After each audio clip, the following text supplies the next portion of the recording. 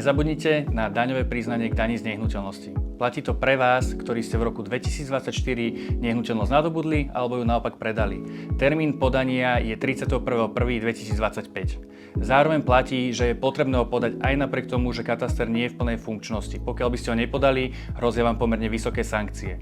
Bratislava spustila aj možnosť elektronického podania, ktoré si následne ukážeme. Tak poďme sa na to spoločne pozrieť. Vo svojom webovom prehliadači si zadajte stránku konto.bratislava.sk a pripravte si k sebe kúpnu zmluvu alebo v ideálnom prípade list vlastníctva.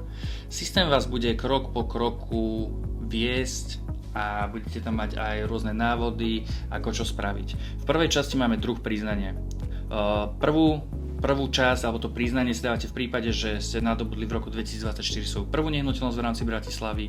Ak už inú nehnuteľnosť vlastníte, dávate čiastkové priznanie, ktoré je vlastne druhé, a v prípade, že ste nehnuteľnosť v roku 2024 predali, dávate čiastkové priznanie na zánik daňovej povinnosti. Potom uvádzate tu rok, čiže tam napíšte 2025, lebo sa to podáva za rok 2025. Následne sa dostávate do ďalšej časti, kde sú údaje o daňovníkovi. Čiže tu vyplníte údaje a potom vás to bude ďalej prevádzať na daň z pozemkov, ktorú vyplňate, pokiaľ vlastníte spoluvlastnícky podiel na pozemku. Je tam ďalej daň zo stavieb, tá je len v prípade, ak vlastníte napríklad rodinný dom. Podstatná vec je potom 6. daň z bytov a z nebytových priestorov. Tu keď si rozkliknete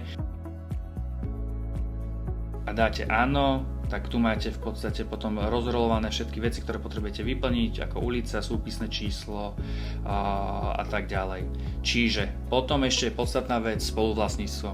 Či ste jediný vlastník, alebo to vlastníte v podielovom spoluvlastníctve, prípadne ste ženatí alebo vydatá a vtedy zaškrtávate bezpodielové spoluvlastníctvo manželov.